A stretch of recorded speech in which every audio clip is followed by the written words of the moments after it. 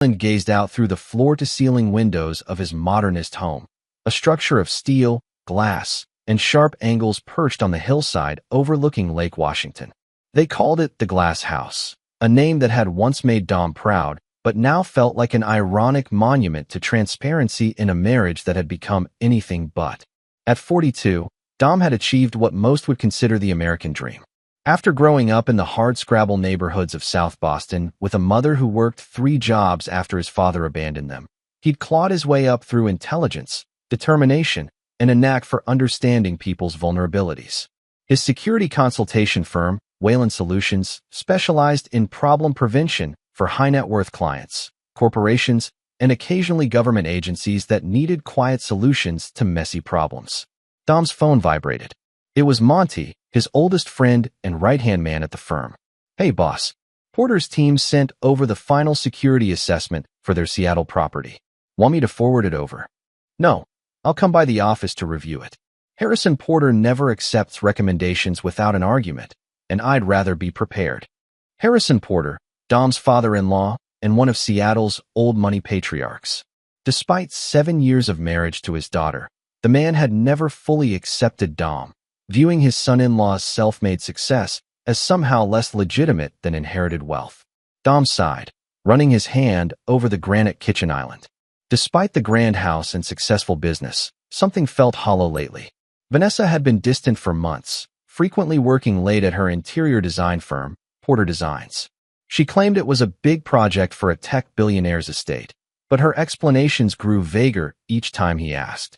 His security training had taught Dom to notice patterns, and lately, the patterns in his marriage had shifted. New clothes, new perfume, missed calls, password changes on her phone. Individually, each could be explained away. Collectively, they formed a mosaic of suspicion he couldn't ignore. The front door opened, and Vanessa swept in, tall, blonde, and immaculately dressed in a cream designer suit that probably cost more than most people's monthly mortgage. At 38, she still turned heads at every society event in Seattle. "You're home early," she said, surprise evident in her voice. "I thought you had that consultation with the ambassador." "Rescheduled," Dom replied, studying her reaction. His plane was delayed in D.C. "Oh." She set down her portfolio case and slipped off her heels. "Well, I need to freshen up before dinner with the Caldwells tonight." Dom frowned. Dinner with Zoe and Grant? That wasn't on our calendar. Vanessa waved dismissively. "Last-minute thing. Zoe called this afternoon. They're considering redoing their lake house, and I said I'd bring some portfolios." She paused. "You don't have to come if you're tired. It's mostly business." Before Dom could respond, Vanessa's phone chimed. She glanced at it, a slight smile playing at her lips before she quickly composed her features. "Jackson sent the material samples for the Henderson project. I should respond." She turned toward their bedroom. "Jackson Thorne, Vanessa's new executive assistant, hired 6 months ago. Dom had met him once at the Christmas party. Tall, athletically built, with an aristocratic bearing that seemed at odds with working as someone's assistant. Vanessa had explained he came from an old Boston family that had lost its fortune in a banking scandal. He was rebuilding his life, she'd said. Something about the man had instantly raised Dom's hackles, but he dismissed it as irrational. Now, watching his wife hurry to the bedroom to respond to a work text at 7 p.m., that initial instinct resurfaced. Dom moved silently to the bar and poured himself 2 fingers of bourbon. His birthday was coming up next weekend. Vanessa had suggested a small dinner party at home instead of going out. Perhaps things would improve after that. Perhaps he was imagining problems where none existed. As he sipped his drink, Dom's gaze fell on their wedding photo on the mantel. Vanessa radiant in white, himself looking somewhat uncomfortable in his tuxedo. He remembered Harrison Porter's toast, "To my daughter and her resourceful new husband. May he always provide the security she deserves." Even then, the slight emphasis on security hadn't been lost on Dom. To Harrison, Dom would always be the rough-edged former military contractor who'd somehow managed to snare the Porter princess. Dom's phone buzzed again. This time it was his half-sister, Bianca. "Hey, stranger," the text read. "I'm in town next week for a conference." "Dinner." Dom smiled. His relationship with Bianca had been complicated. They shared a father, the man who'd abandoned Dom, and his mother had started another family in California years later. Bianca had sought Dom out when she was in college, curious about her half-brother. Their relationship had been strained at first, then cordial, and now, finally, something approaching actual siblings. "It's my birthday next weekend," he texted back. "Small dinner at the house. Come." He hit send and took another sip of bourbon, unaware that this birthday would change everything. The next morning, Dom dropped by Vanessa's office unannounced, ostensibly to take her to lunch. The reception area of Porter Designs reflected Vanessa's aesthetic perfectly. Minimalist but luxurious, with carefully curated artwork and furniture that subtly announced expensive taste without being ostentatious. Layla Jenkins, Vanessa's longtime receptionist, greeted Dom with a smile that seemed slightly forced. "Mr. Wayland, nice to see you." "Mrs. Wayland is in a meeting right now." "I can wait," Dom said, settling into one of the Barcelona chairs in the reception area. "Who's she meeting with?" A flicker of discomfort crossed Layla's face. "Mr. Thorne and a client. The Henderson Project." Dom nodded, watching Layla's reaction carefully. There was something she wasn't saying. "How's Jackson working out?" "Vanessa seems pleased with him." Layla busied herself with papers on her desk. "He's very involved in all aspects of the business now." The emphasis on all aspects wasn't lost on Dom. "Has he taken over some of your responsibilities?" Dom asked casually. Layla looked up, surprise evident on her face. "How did you?" She stopped herself. "He's very proactive," she finished diplomatically. The door to Vanessa's office opened, and Jackson Thorne emerged, laughing about something with Vanessa. He was even more handsome than Dom remembered, tall with dark hair and the kind of chiseled features that belonged on fashion magazines. He dressed like old money despite supposedly having lost his fortune, bespoke suit, handmade shoes, a watch that cost more than most cars. "Dom." Vanessa looked startled. "What are you doing here?" "Thought I'd surprise you for lunch." Dom rose, extending his hand to Jackson. "Good to see you again, Jackson." Jackson's grip was firm, his smile perfect. "Mr. Wayland, the pleasure is mine. Your wife is an absolute genius. The Henderson Project is going to redefine luxury living in Seattle." There was something practiced about his charm, Dom thought. Like an actor who had performed the same role too many times. "I'll let you two have your lunch," Jackson said smoothly. "Vanessa, remember we have the conference call with the Tokyo suppliers at 3. "I haven't forgotten," Vanessa replied, a slight edge to her voice that suggested she didn't appreciate the reminder. As they left for lunch, Dom noticed Jackson watching them, his expression unreadable. Over lunch, conversation between Dom and Vanessa felt stilted, filled with small talk about clients and social engagements. When Dom mentioned his birthday dinner the following weekend, Vanessa brightened. "I've already started planning. Small group, Zoe and Grant, Monty, Tamara Winter, a few others. Oh, and I invited Jackson. He's helping coordinate with the caterer." Dom paused with his fork halfway to his mouth. "You invited your assistant to my birthday dinner?" Vanessa shrugged elegantly. "He's more than an assistant, Dom. He's practically my partner in the business now. Besides, he knows everyone in Seattle society, invaluable connections." Dom set down his fork. "Vanessa, is there something going on that I should know about?" "What do you mean?" Her voice was perfectly controlled, but Dom caught the slight narrowing of her eyes. "The business. It seems like Jackson has a lot of influence for someone who's only been with you 6 months. Vanessa laughed, the sound brittle. "Are you jealous of my assistant?" "Really, Dom, that's beneath you." Before Dom could respond, Vanessa's phone rang. She glanced at it. "I need to take this. It's the Henderson client." As she stepped away to take the call, Dom watched her. In his former life, he'd been trained to read people, to spot deception. Right now, every instinct told him his wife was hiding something significant. And somehow, Jackson Thorne was at the center of it. That evening, Dom found himself discussing his concerns with Monty at their regular Thursday night drink at the Summit, a private club atop one of Seattle's tallest buildings.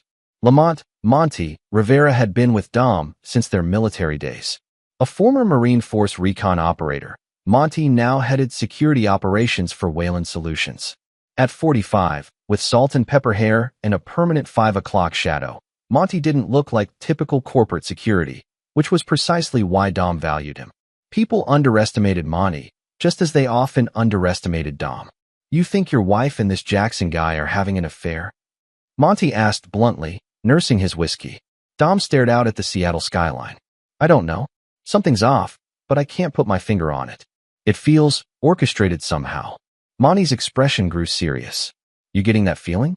The one you used to get in Kandahar when something wasn't right. Dom nodded slowly. That instinct had saved their lives more than once during their contracting days. Want me to have him checked out? Monty asked. Quiet background, nothing that comes back to us. Dom considered it, then shook his head. Not yet. Could be nothing. Let's wait until after my birthday. Maybe I'm just being paranoid. Monty finished his drink. In our line of work, paranoia kept us alive. Just say the word. As Dom drove home that night, he couldn't shake the feeling that something fundamental was about to change in his life. Little did he know how right he was. Chapter 2. Happy Birthday. The evening of Dom's birthday arrived crisp and clear, with views of Mount Rainier visible from the glass house's expansive deck. Despite his lingering concerns, Dom found himself looking forward to the small gathering. Perhaps the evening would help reset things with Vanessa. Guests began arriving at 7. Zoe and Grant Caldwell came first. Zoe had been Vanessa's friend since college, though Dom had always sensed she didn't entirely approve of how Vanessa treated him. Grant, a neurosurgeon, was pleasant if somewhat bland. Monty arrived next, followed by Tamara Winter, a litigation attorney who had helped Dom with some corporate matters. Tamara was divorced, sharp-witted, and one of the few people in their social circle who seemed to genuinely like Dom for himself rather than his connection to the Porter family. When Jackson Thorne arrived, Dom noticed immediately how at ease he seemed, like he belonged in the house. He carried an expensive bottle of Japanese whiskey, which he presented to Dom with a practiced smile. Happy birthday. Vanessa mentioned you appreciate fine spirits. Dom accepted the gift with a nod. Thoughtful of you. Throughout cocktails and appetizers, Dom observed the subtle dynamics of the room. Jackson moved through the space with familiar ease, at one point even retrieving wine glasses from a cabinet without having to ask where they were kept. He and Vanessa exchanged glances frequently, their bodies oriented toward each other even when speaking to others. During dinner, Dom noticed Jackson and Vanessa disappear briefly on 3 separate occasions, once to check on dessert, once to take an important client call, and once without any explanation at all. When they thought no one was looking, Dom caught Jackson placing his hand at the small of Vanessa's back in a gesture that was unmistakably intimate. After the main course, Tamara cornered Dom near the bar under the pretense of needing a drink refill. Dom, she said quietly, is everything okay? Between you and Vanessa, I mean. Dom maintained his composed expression. Why do you ask? Tamara's eyes were sympathetic. I'm a divorce attorney, remember? I recognize certain patterns. The way she and her assistant interact. She trailed off, seemingly regretting having spoken. It's fine, Dom replied automatically. Just work stress. Tamara looked unconvinced but didn't press further. As the evening progressed, Dom received a call from a client in Tokyo. A real call, not a fabricated excuse. He stepped out onto the deck to take it, the conversation extending longer than expected as the client described a security breach at their facility.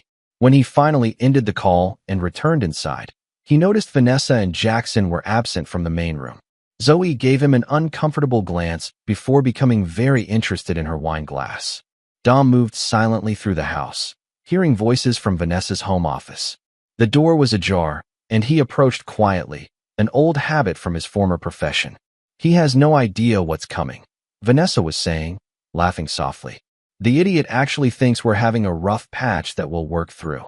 Well, he'll figure it out soon enough, Jackson replied, his voice smooth and confident. Once the papers are filed, there won't be much he can do. Dom froze, his body instantly alert. Are you sure the evidence is convincing? Jackson asked. The emotional abuse claims need to stick if we want to override the prenup. Trust me, Vanessa replied. I've been documenting incidents for months. Those audio recordings you edited are perfect, just enough real conversation mixed with the fabricated parts. No judge will question it, especially with Daddy's connections. And the financial angle? We need to hit him where it hurts. Already handled. The asset division we're asking for will leave him practically starting over. I've made sure to document how his controlling behavior affected my business opportunities. With my father's influence with Judge Harmon, it's a done deal. Dom felt ice forming in his veins, but his face remained impassive. Years of training allowed him to maintain control even as shock and rage threatened to overtake him. What about his background? Jackson asked. Any chance he'll fight dirty? I've heard rumors about his former work. Vanessa laughed again, the sound cutting through Dom like a knife. Dom? Please. He's desperate to be accepted by polite society now. He abandoned that world when he met me. He's soft now, practically domesticated. He'll roll over rather than risk his precious reputation. Dom shifted his weight slightly, causing the hardwood floor to creak. The conversation inside went silent. After a moment, the office door swung open fully. Vanessa stood there, a manila folder in her hand, her expression changing from surprise to cold resolution in an instant. Well, this saves me a conversation, she said, her voice devoid of emotion. She held out the folder. Happy birthday, Dom. Consider this my gift. Dom took the folder without opening it, already knowing what it contained. Divorce papers. Vanessa confirmed unnecessarily. I'm filing tomorrow morning. I've already packed most of your essential items. You can send for the rest later. Behind her, Jackson leaned against the desk, not even attempting to hide his smirk. A man of your background should know when he's outmaneuvered, Jackson said, his aristocratic accent more pronounced. Better to surrender gracefully. Dom met Vanessa's gaze, his expression betraying nothing of the fury and betrayal burning inside him. You've made one mistake, he said quietly. Really? Vanessa arched a perfectly manicured eyebrow. And what would that be? Dom didn't answer. He simply took the papers, turned, and walked back to the party.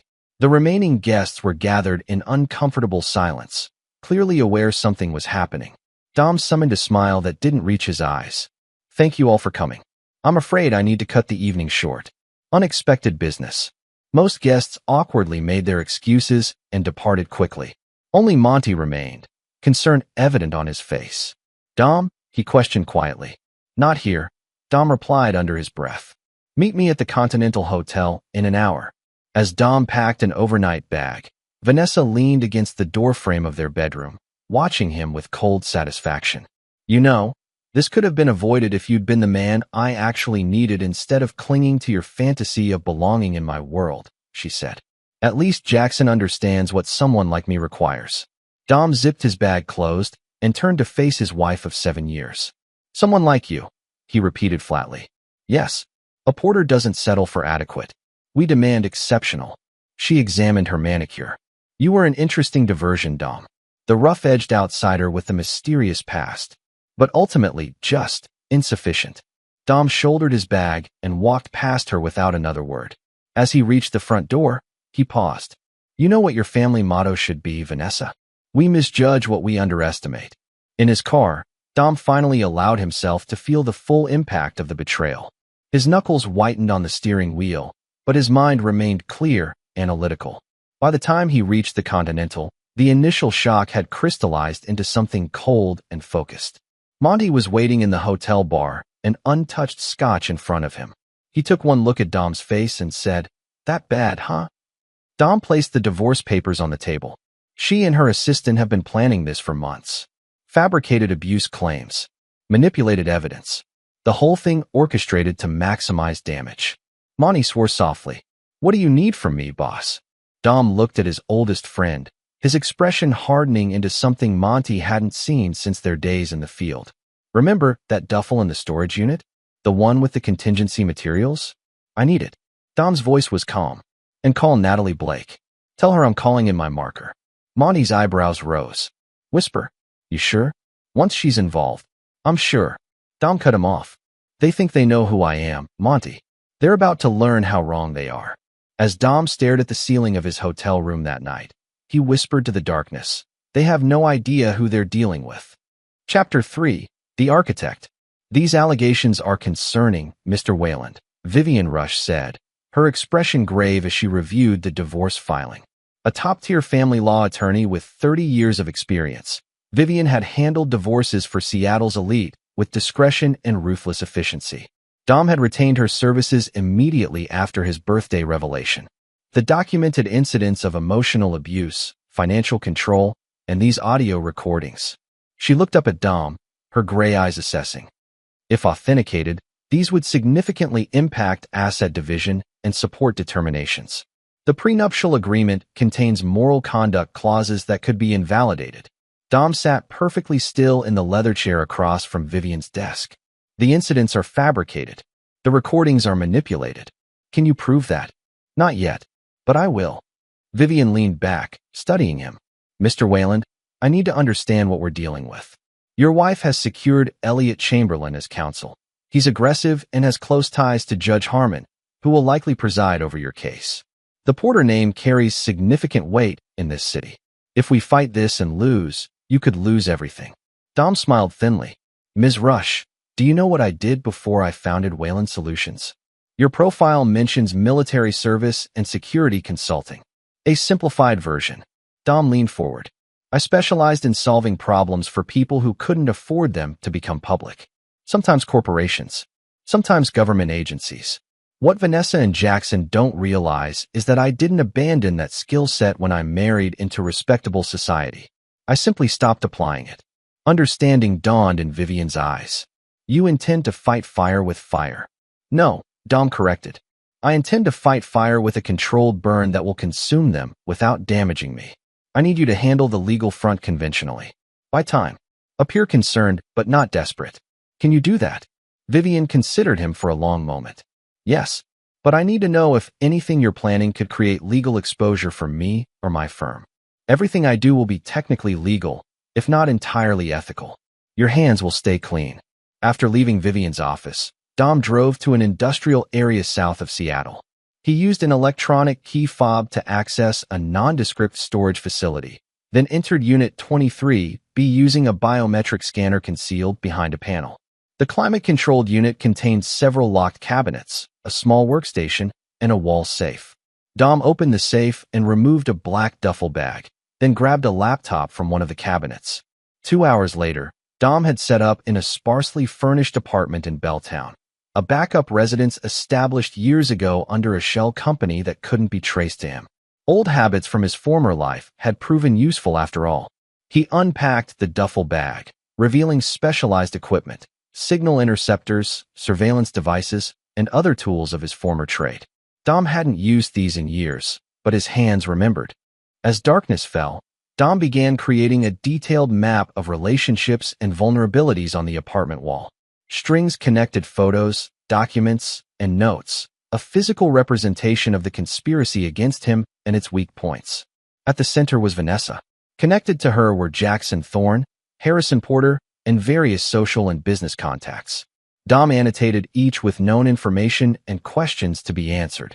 A knock at the door interrupted his work. Dom checked the security camera feed on his laptop before opening it. Monty entered, followed by a slight woman with cropped black hair, multiple ear piercings, and a perpetual expression of amused disdain. Natalie Blake, known in certain circles as Whisper, for her ability to extract information from even the most secure digital sources without leaving a trace. Still living dangerously, Wayland? Natalie said by way of greeting, eyeing the wall of connections. Thought you'd gone respectable. Circumstances change, Dom replied. Thank you for coming. You saved my life in Taipei. I pay my debts. She set down a high-end laptop bag. Besides, I was getting bored with corporate work. What's the job?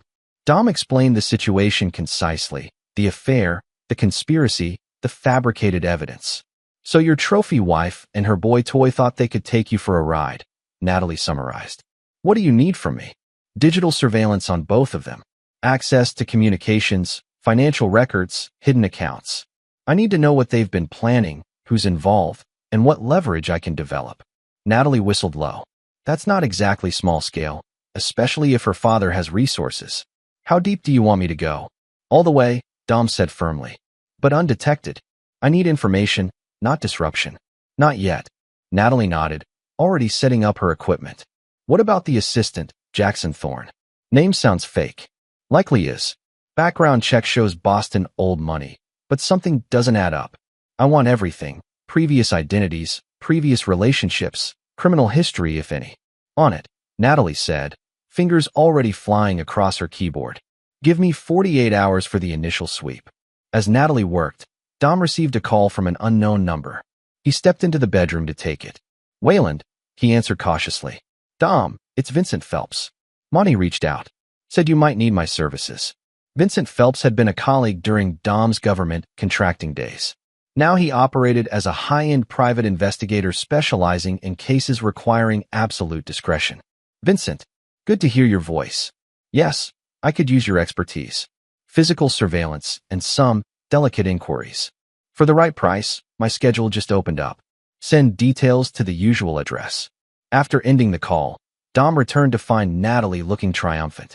First hit already, she announced. Your wife's assistant? He's been using the name Jackson Thorne for about 3 years. Before that, he was James Thornhill in San Francisco, and before that, John Thompson in Chicago. Different variations of the same initials, all with suspiciously similar backstories about old money fallen on hard times. And before that, Dom pressed, working on it. But here's something interesting. Each identity lasted about 2 years, and in each case, he was closely associated with wealthy, usually married women. When he disappeared, substantial sums of money often disappeared too. Dom's expression hardened. So he's a professional. Vanessa isn't his first target. Not by a long shot, Natalie confirmed. And based on his pattern, she won't be his last. He's already making connections with someone named Catherine Westfield, a recently divorced socialite with significant assets. Insurance policy, Dom murmured. He's setting up his next mark in case Vanessa doesn't deliver as expected. The next morning, Dom received a text from his half-sister, Bianca. Heard about the filing. Harrison is gloating at the club.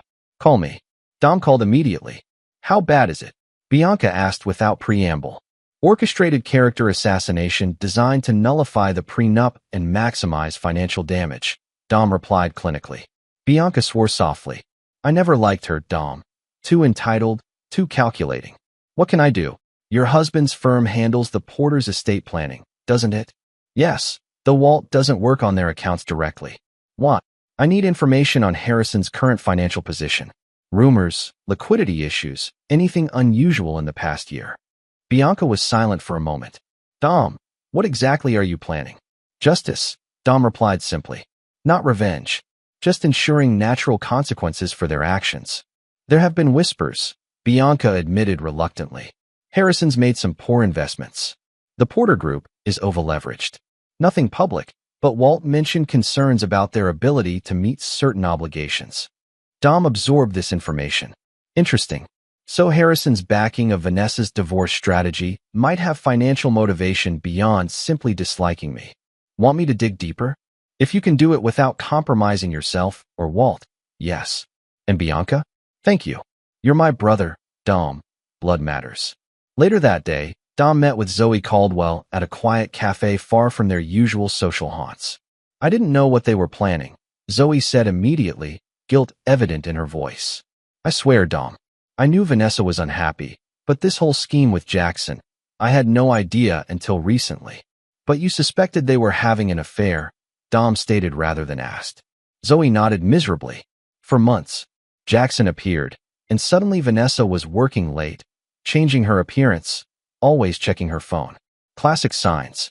She hesitated. I should have warned you. Why didn't you? Vanessa has been my friend since college. And Zoe looked down at her coffee. She implied you had been controlling, that the marriage was worse than it appeared publicly. I didn't know what to believe. And now I've seen how they operated at your birthday. It was cruel, calculated.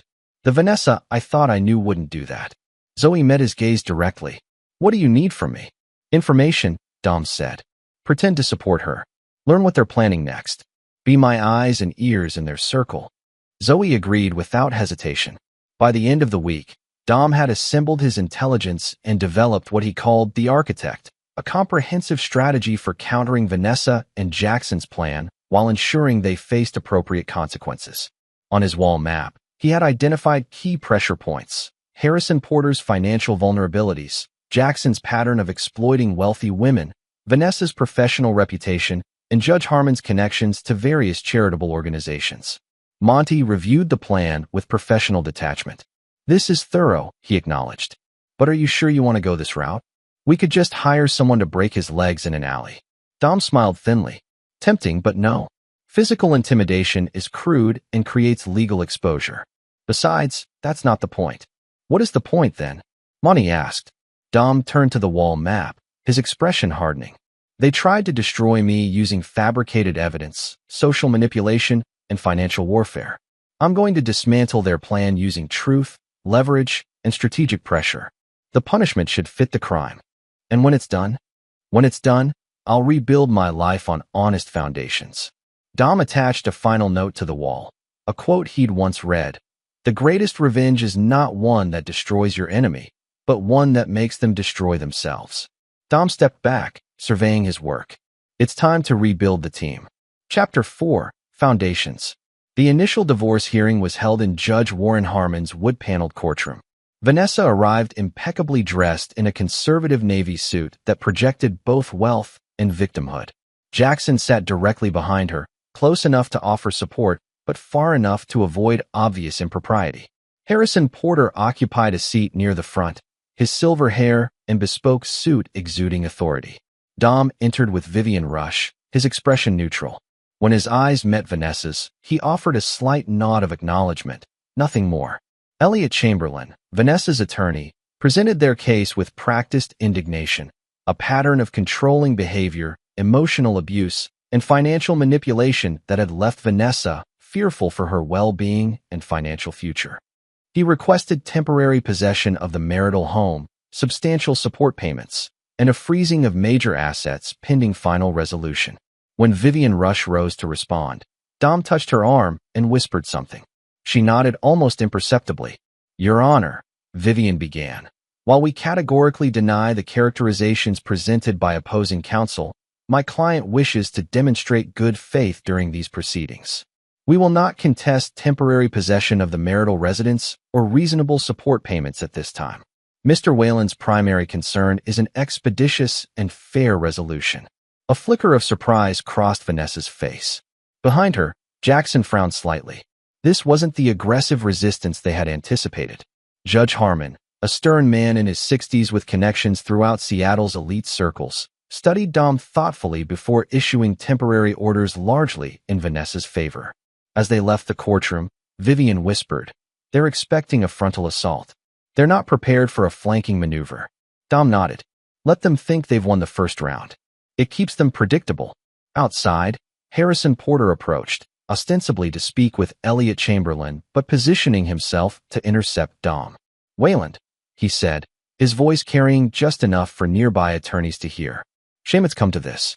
I always hoped Vanessa would find someone suitable." Dom smiled pleasantly. "Mr. Porter, always a pleasure. How's the Porter Group's Westlake development coming along? I heard there were some financing concerns." Harrison's expression flickered briefly. "Progressing as planned.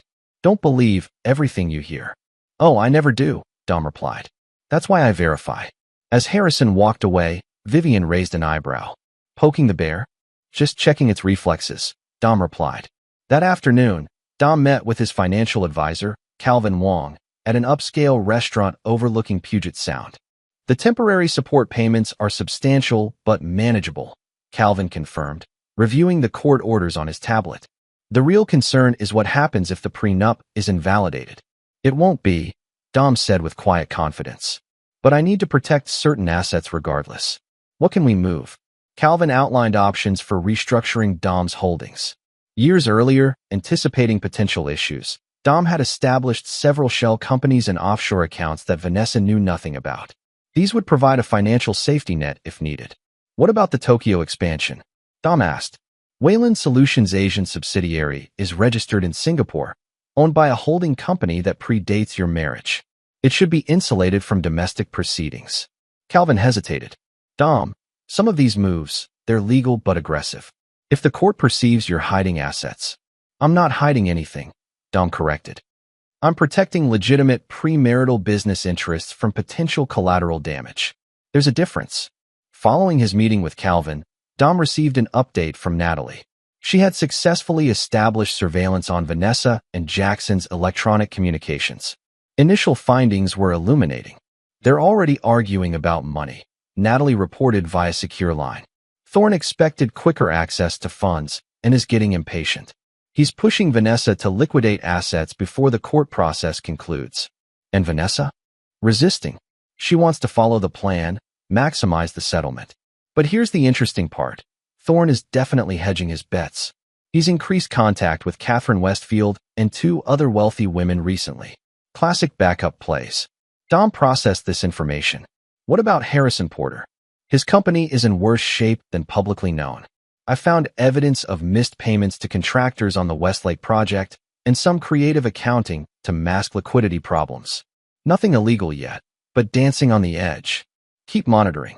Let me know if Thorne makes any unusual moves. The next day, Dom arranged to meet with Layla Jenkins, Vanessa's assistant at Porter Designs, ostensibly to collect mail that had been delivered to the business address. Mr. Wayland, Layla greeted him nervously, glancing around the empty reception area. Mrs. Wayland isn't here today. That's fine. I just need to collect some correspondence. Dom paused. How are things here, Layla? You've been with Porter Designs for what, 5 years now? 6, she corrected, then sighed. Things are changing. Not necessarily for the better. Dom nodded sympathetically. Jackson's influence? Layla's professional facade cracked slightly. He's systematically taken over everything. Client relationships, vendor contacts, even staff management. And when projects go wrong, somehow it's always someone else's fault. Usually mine. Has business been affected? Some clients are getting concerned about delays and changes in design direction. The Henderson project is behind schedule, but Mrs. Wayland doesn't seem to notice or care. It's like she's... Layla trailed off. Under his influence? Dom suggested gently. Layla nodded reluctantly. I shouldn't be discussing this with you, given the circumstances. Your loyalty to Porter Designs is commendable. Dom handed her his card. If you ever need anything or notice anything concerning, please call me directly. Despite the divorce proceedings, I still care about Vanessa's well-being and the business she's built. After leaving Porter Designs, Dom drove to the glass house. Vanessa was out, allowing him to collect personal items as permitted by the temporary court order. As he packed books and clothing, he placed small surveillance devices in discreet locations throughout the home. Nothing illegal, just basic audio monitoring in common areas. That evening, Zoe Caldwell called with her first report. Vanessa invited me for drinks today, she began. She was different, colder, calculating. She kept talking about how much she'd get in the settlement, how she and Jackson were planning a trip to the Maldives once everything was finalized. Was Jackson there? No, but she mentioned he's practically living at the house now. Dom, she specifically asked if I'd heard from you, if you seemed upset or desperate. I think she's disappointed you're not fighting harder. Good. What else? She's having cash flow issues. Mentioned postponing the trip if Dom keeps dragging things out. And she made a strange comment about her father. Said he was pressuring her to accelerate things, but wouldn't elaborate. Perfect, Dom murmured. Keep listening, Zoe. You're doing great. 3 weeks after the initial hearing, Vincent Phelps delivered his preliminary report on Jackson Thorne's background. They met at Dom's Belltown apartment, where Vincent spread photographs across the kitchen counter. His real name is Jeremy Todd Crawford, born in Tulsa, Oklahoma. No Boston pedigree whatsoever. He reinvents himself every few years, always targeting wealthy women. Vincent pointed to photos of different women. Chicago, San Francisco, Miami. Same pattern each time. Charm, infiltrate, isolate, then extract maximum financial benefit before disappearing. Criminal record? Nothing that stuck. 2 complaints filed, but both withdrawn. My guess is he paid them off or threatened them somehow. Vincent slid forward another photo, Jackson/Jeremy, with a severe-looking older woman. This is interesting. He spent 2 years with Patricia Goldman in Boston. She died of apparently natural causes, but he was named in her will. Inherited close to $1 million. That's what funded his Seattle operation. Dom studied the evidence. Any connection to Harrison Porter?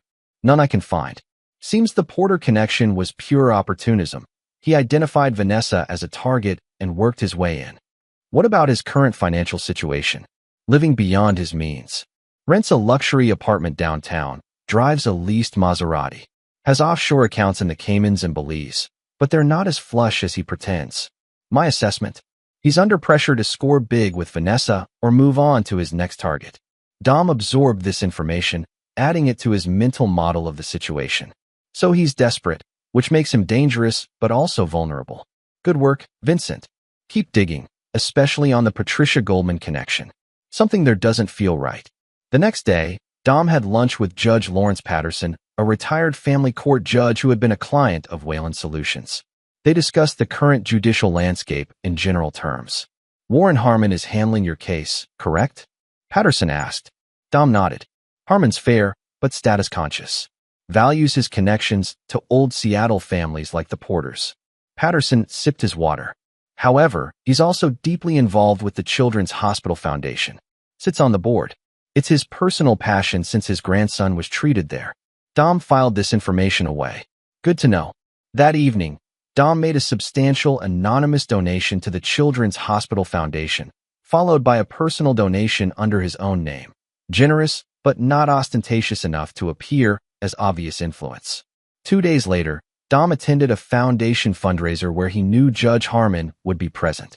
They weren't seated at the same table, but Dom made a point of speaking passionately about children's health care when within earshot of the judge. He never approached Harmon directly or mentioned the divorce case, but ensured the judge saw him as a thoughtful, community-minded individual rather than the controlling abuser portrayed in court filings. As weeks passed, Dom continued laying groundwork on multiple fronts. Through Whisper's digital surveillance, he gathered evidence of Jackson's pattern of exploitation. Through Vincent's investigation, he documented Harrison Porter's financial difficulties. Through Zoe and Layla, he tracked developing tensions between Vanessa and Jackson as the quick victory they anticipated failed to materialize. 1 month after the birthday revelation, Dom was prepared to move from defense to offense. He gathered his team, Monty, Natalie, Vincent, and now Bianca and Zoe, at the Belltown apartment. Phase 1 complete, he announced, updating the wall map with new information. We've established solid intelligence and positioned assets. They believe I'm resigned to a negotiated settlement. Now we begin applying pressure. Zoe looked uncertain. Dom, are you sure about this? I want to help, but I don't want to see anyone destroyed. Dom's expression softened slightly. This isn't about destruction, Zoe. It's about truth and consequences. They tried to destroy my reputation, my finances, and my future based on lies. I'm simply ensuring they face the natural results of their actions. And those results are? Bianca asked. Dom turned to the wall map. Jackson exposed as a con man. Harrison confronting his financial reality.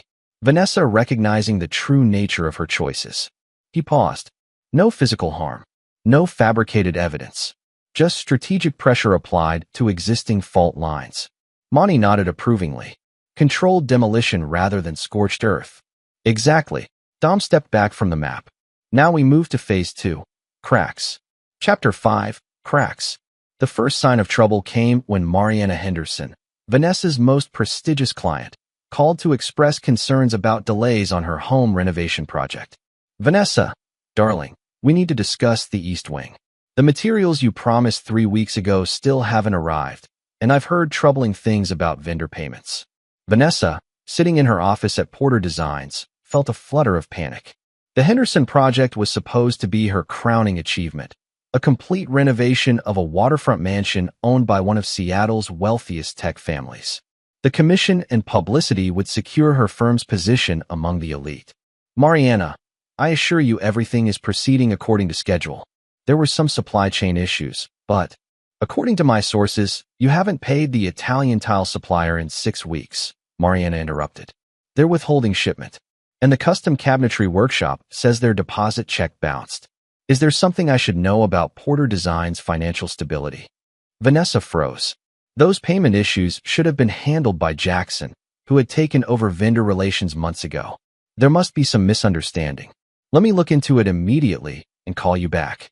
After ending the call, Vanessa attempted to reach Jackson, who was supposedly meeting with contractors. He didn't answer. She then called her accountant, who confirmed the alarming news. Several vendor payments had indeed been missed or delayed. But that's impossible, Vanessa insisted. We have the operating capital, Jackson assured me. Ms. Porter, the accountant said, reverting to her maiden name as she'd requested. The funds were transferred last month to the new account Mr. Thorne established for project management. He has sole signatory authority on that account, as you instructed. Vanessa felt the blood drain from her face. She hadn't authorized a separate account with sole signatory authority, had she? Jackson had presented so many documents during their restructuring of Porter Design's operations. Before she could investigate further, her assistant Layla appeared at the door. "Ms. Porter, the Broderick contract just canceled. They sent this email." She handed Vanessa a tablet. The email was brief and devastating. "After careful consideration, we are terminating our design agreement due to concerns about Porter Design's current management and financial stability. We wish you the best in resolving these issues." "This makes no sense," Vanessa muttered. "How could they know about vendor payment issues that I just learned about myself?" As if on cue, her phone rang again. It was Catherine Westfield, a recently divorced socialite who moved in the same circles as Vanessa. "Vanessa, I need to ask you something delicate," Catherine began without preamble. "It's about Jackson Thorne." Vanessa's stomach tightened. "What about him?" "I received the strangest email from someone claiming to be a former client of his in San Francisco. It mentioned something about investment fraud and a different name, James Thornhill. I assumed it was nonsense, but then Beatrice Montgomery said she got something similar." Vanessa struggled to maintain her composure. "It's obviously someone trying to cause trouble. Jackson has enemies from his Boston days, people jealous of his family connections." Catherine sounded unconvinced. The email included photographs and news clippings that looked quite authentic. "I just thought you should know, given your close working relationship with him." After that call, Vanessa tried Jackson again. Still no answer. She sank into her chair, a creeping sense of unease spreading through her. Everything had been going according to plan. The divorce was proceeding, albeit slower than expected. Dom had been surprisingly acquiescent, not fighting the temporary orders. Her father was pushing her to accelerate things, but that was just his impatience. Her phone rang again. This time it was Harrison Porter. "Vanessa, we need to talk." "Not over the phone. Come to the house tonight. 7 o'clock. His tone left no room for discussion. That evening, Vanessa arrived at her parents' Georgian-style mansion overlooking Lake Washington. The house had always represented security and privilege to her, but tonight it felt oppressive. Harrison Porter greeted her in his study, a wood-paneled room filled with leather-bound books he'd never read and hunting trophies from animals he'd never shot. Image had always been paramount to Harrison. "We have a problem," he said without preamble, pouring himself a scotch without offering her one. "3 of my major investors are asking questions about the Westlake Development's financing. Specifically, they're asking if it's affected by my personal financial difficulties." Vanessa blinked in confusion. "What financial difficulties?" Harrison slammed his glass down. "Exactly. There shouldn't be any. But suddenly everyone's acting like Porter Group is on the verge of collapse. Contractors are demanding payment up front. The bank is reviewing our construction loan terms. Someone's spreading rumors." "What does this have to do with me?" "Everything." Harrison snapped. "This started right after your divorce filing became public. I think your husband is behind it." Vanessa scoffed. "Dom? He's practically rolled over in the divorce. Besides, how would he even know about your business dealings?" Harrison fixed her with a hard stare. "Don't be naive. You never bothered to learn what your husband actually did before he founded that security company, did you? The man has connections in intelligence, finance, digital security. He knows how to find information and how to use it." "You're being paranoid," Vanessa insisted, though doubt crept into her voice. "Am I? Then explain why I received a call from Judge Harmon today, asking if I would be personally offended if he recused himself from your case due to potential conflicts of interest he's recently become aware of." Vanessa paled. Judge Harmon had been their ace in the hole, a reliable connection who would ensure favorable rulings. "What did you tell him?" "I told him to stay on, of course. But he's wavering. Mentioned something about not wanting to compromise his position with the Children's Hospital Foundation." Harrison studied his daughter. "Where's your attack dog boyfriend tonight? Shouldn't he be managing this situation?" "He's meeting with contractors," Vanessa replied automatically, then realized she had no idea if that was true. Jackson had been increasingly vague about his whereabouts lately. "Well, get him under control. And accelerate the divorce. We need that settlement finalized before whatever's happening with my business gets worse." As Vanessa drove home, her mind raced. For the first time since initiating her plan, she felt uncertainty creeping in. When she arrived at the glass house, she found Jackson already there, helping himself to Dom's collection of rare bourbon. "Where have you been?" she demanded. "The Henderson project is falling apart. Vendors aren't being paid. And apparently, someone's circulating stories about you operating under different names in different cities. Jackson took a slow sip of bourbon before answering. Business complications happen, darling. As for the rumors, clearly your husband is getting desperate. It's actually a good sign. Means he's feeling the pressure. Is it true? Have you used other names? Jackson smiled indulgently. When you come from a family like mine that lost everything in a banking scandal, sometimes you need to rebrand. Surely you understand. And the vendor payments? Temporary cash flow issue. Once the divorce settlement comes through, everything will be resolved. Jackson approached her, slipping his arms around her waist. You're not losing faith in our plan, are you? After all we've worked for. Vanessa wanted to believe him, but doubt had taken root. My father says we need to accelerate the divorce. He thinks Dom is somehow behind the problems he's facing. Jackson scoffed. Harrison is paranoid. Your husband is beaten. He's not fighting the temporary orders. He's making all the support payments on time. He knows he can't win. Before Vanessa could respond, her phone chimed with an email alert. She pulled away from Jackson to check it. It's from the bank. They're questioning recent transfers from the business account to an account in Belize. She looked up, confusion turning to anger. Jackson, what account in Belize? Jackson's expression hardened slightly.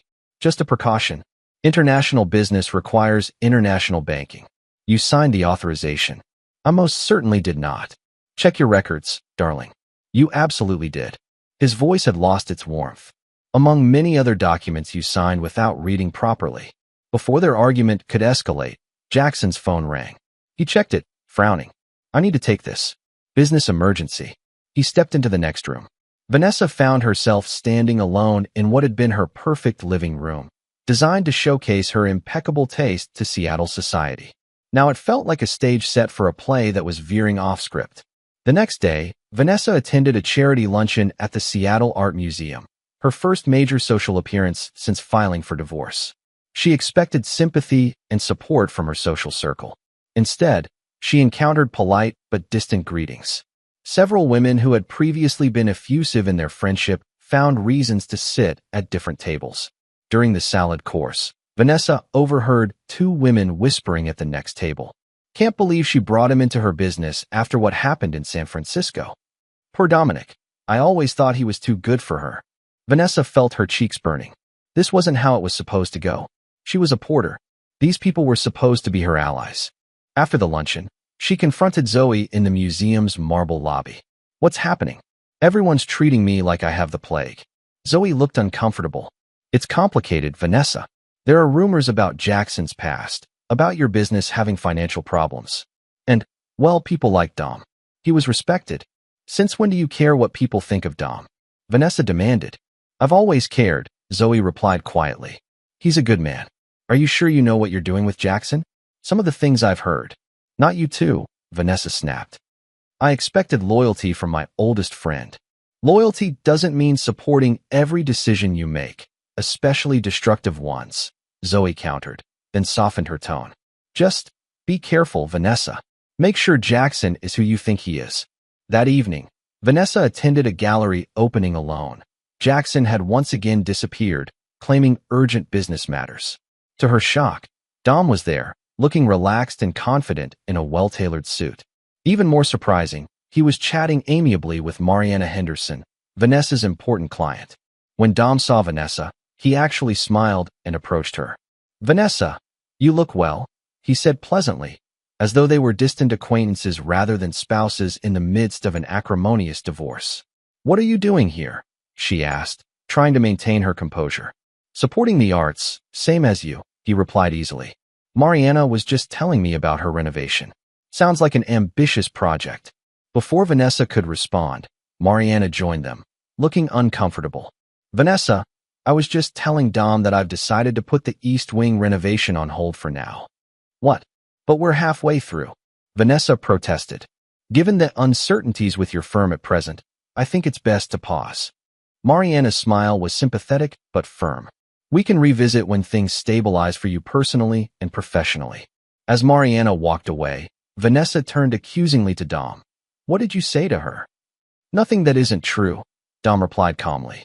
I simply answered her questions about what I knew of Porter Design's current operations. As a security professional, I believe in transparency about potential risks. You're deliberately sabotaging my business, Vanessa hissed. Dom raised an eyebrow. I'm not the one who transferred client funds to accounts in Belize, or who brought a known con artist into my operation. He leaned closer, his voice dropping to a whisper. You tried to destroy me, Vanessa. Did you really think there wouldn't be consequences? Before she could respond, Dom nodded politely and walked away, stopping to chat with other guests as if he didn't have a care in the world. Vanessa stood frozen, her mind racing. How did he know about the Belize account? How did he know anything about Jackson's past?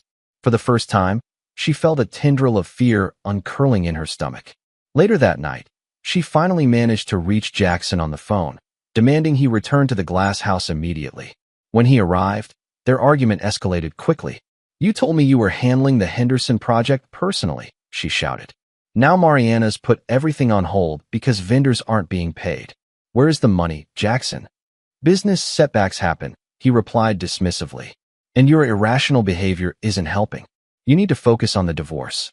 That's our primary objective. Our objective? Or yours? Vanessa demanded. Because it seems like you've been moving money offshore while letting my business collapse. Jackson's handsome face hardened. Careful, Vanessa. You're emotional and not thinking clearly. Remember who suggested this divorce strategy in the first place. Remember who provided the edited recordings for your abuse claims. Are you threatening me? She asked incredulously. Not at all. I'm reminding you of our partnership. His tone softened artificially. We're in this together, darling. Once the settlement comes through, all these little problems will disappear. As they argued, neither noticed the nearly invisible surveillance device Dom had placed in the decorative vase on the mantel, capturing every word. The next morning, Jackson discovered another problem. His offshore accounts had been frozen due to suspicious activity reports. When he called his contact at the bank in Belize, he was informed that regulatory authorities were investigating transactions linked to multiple aliases. Panic rising, Jackson called Catherine Westfield, planning to accelerate his backup strategy. To his shock, she didn't answer. Neither did any of the other wealthy women he'd been cultivating as fallback options. When he returned to the glass house that evening, his panic had turned to desperation. He found Vanessa in the kitchen, looking equally distressed. We have a problem, she said without preamble. My father called. His company is facing a cash flow crisis. He needs me to loan him money. Money I don't have because this divorce is taking longer than expected. Jackson paced the kitchen. We need to change tactics. Your husband is clearly not as defeated as we thought. You think? Vanessa replied sarcastically. My business is collapsing, my social standing is in free fall, and now my father's company is in trouble. Meanwhile, Dom is calmly attending gallery openings and chatting with my clients. We need to put more pressure on him, Jackson insisted. Maybe we can find something in his home office, additional leverage. Like what? We already have the edited recordings. Jackson's expression turned calculating. Your husband comes from a shadowy background. There must be something he doesn't want exposed. Records, documents, maybe emergency cash. Rich men like him always have a bug-out bag somewhere. Vanessa hesitated. Breaking into his home office would be illegal. It's still your house by court order, Jackson countered. You're just looking through your own property. After much debate, they formulated a plan. Dom had a sophisticated safe in his home office. Vanessa had never known the combination, but Jackson claimed to have resources who could open it. They would wait until Dom was scheduled to be meeting clients in Portland, then access the safe. The opportunity came 3 days later. Dom's calendar, which Vanessa still had access to from shared cloud services, showed him in Portland all day for client meetings. That evening, Jackson brought in a man he introduced only as Smith, who carried a bag of specialized tools. Within an hour, Smith had the safe open. Jackson dismissed him with a thick envelope of cash, then turned excitedly to the open safe. Inside was nothing. No documents, no cash, no evidence. Only a single note on heavy stationery. I told you that you made one mistake. D. As they stared at the note in confusion, the house security system suddenly activated. Lights began flashing, and an alarm sounded. Through the house speakers came Dom's voice. Security breach detected in home office. Authorities have been notified. Video recording in progress. Jackson and Vanessa froze in horror as they realized hidden cameras were recording their illegal entry. They fled the house just minutes before police cars pulled up outside.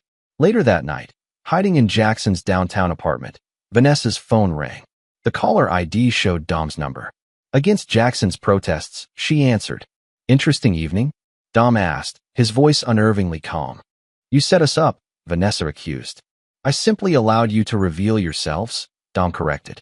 "Breaking into a safe shows a certain desperation, doesn't it? By the way, I was never in Portland. That calendar entry was bait, and you took it. What do you want?" Vanessa demanded, trying to sound stronger than she felt. "What I've always wanted," Dom replied. "Truth and consequences. Sleep well, Vanessa. Things get interesting from here." The line went dead, leaving Vanessa staring at Jackson with growing fear and suspicion. For the first time, she wondered if she had catastrophically underestimated her husband. Chapter 6. Pressure Points. Harrison Porter sat in his mahogany-paneled office at Porter Group headquarters, staring at the letter from Seattle First Bank. The language was couched in corporate pleasantries, but the message was clear. They were calling in loans that weren't scheduled for repayment for another 3 years.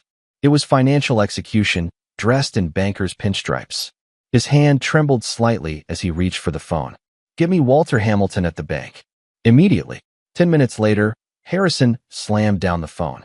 His college friend and longtime banking ally had been apologetic but firm. Risk assessments had changed, and the bank needed to adjust its exposure to the Porter Group. Harrison loosened his tie, feeling the walls closing in. The Westlake development was only 60% complete, and without the construction financing, it would stall. Contractors were already demanding payment for completed work. 2 major investors had pulled out last week, citing concerns about management stability. His intercom buzzed. "Sir, Dominic Wayland is here to see you. He doesn't have an appointment." Harrison froze. Then, straightening his tie, he made a decision. "Send him in." Dom entered with the relaxed confidence of a man in control of his circumstances, a stark contrast to Harrison's barely concealed distress. "Mr. Porter, thank you for seeing me without an appointment. What do you want, Wayland?" Harrison demanded, not bothering with pretense. Dom sat without being invited. "To offer a perspective, and perhaps a solution." "To what problem?" "The one outlined in that letter from Seattle First Bank." Dom nodded toward the paper on Harrison's desk. "The one that threatens to expose the fact that the Porter Group has been operating on financial smoke and mirrors for the past 3 years. Harrison's face flushed with anger. "How could you possibly know about," he stopped himself, "about the leveraged debt that's keeping your company afloat? About the Cayman Islands structure you created to mask liabilities? About the construction shortcuts on the Westlake project that haven't been disclosed to investors?" Dom's expression remained neutral. "I know because information is my business, Mr. Porter." "You're behind this," Harrison accused. "The bank calls, the investor withdrawals, it's all you." Dom shook his head. "I simply made certain information visible that you had taken pains to hide. The reactions are natural consequences of truth, not my manipulation." "What do you want? Money? Is this extortion?" "Nothing so crude." Dom leaned forward. "I want you to stop supporting Vanessa's divorce strategy. Withdraw the financial backing you're providing for her legal team. Admit to Judge Harmon that you encouraged the exaggerated abuse claims." Harrison scoffed, though panic flickered in his eyes. "And why would I do that?" "Because I can help restructure your debt in ways that might save the Porter Group. My contacts in Asian investment circles are looking for Seattle real estate opportunities and aren't concerned with past, creative accounting." "And if I refuse?" Dom stood, buttoning his jacket. "Then bankruptcy proceedings will be educational for everyone involved, especially the IRS, which might take particular interest in certain reporting discrepancies I've identified." Dom placed a business card on the desk. "You have 24 hours to decide. After that, events will follow their natural course." As Dom left, Harrison collapsed into his chair, the careful facades of his life crumbling around him. Meanwhile, at the courthouse, Vanessa and Elliot Chamberlain were presenting what they believed would be their trump card: the audio recordings of Dom allegedly threatening and emotionally abusing his wife. Judge Harmon listened impassively as the carefully edited clips played in the courtroom. Dom's lawyer, Vivian Rush, appeared genuinely shocked, which bolstered Vanessa's confidence. When the recordings concluded, Chamberlain dramatically requested an immediate restraining order and accelerated asset proceedings, given the disturbing evidence of Mr. Whalen's volatile nature. Judge Harmon turned to Dom and Vivian. "Counselor, your response." Vivian regained her composure. "Your Honor, we were unaware these recordings would be presented today. We request time to analyze them and prepare a response." "Reasonable. 2 days." Judge Harmon's expression revealed nothing of his thoughts as he adjourned the hearing. Outside the courtroom, Vanessa couldn't contain her triumph. Did you see his lawyer's face? She had no idea what hit her. Jackson, however, looked less certain. Harmon didn't immediately grant the restraining order. That's unusual given the content of those recordings. He's being cautious, building an unassailable record for when he rules in our favor, Vanessa insisted. As they walked toward the parking garage, they passed Dom and Vivian in intense conversation. Neither acknowledged the other couple. What Vanessa couldn't hear was Dom saying quietly to Vivian, "Now we use the originals." "You knew about the recordings?" Vivian asked, surprised. "I knew they were creating them.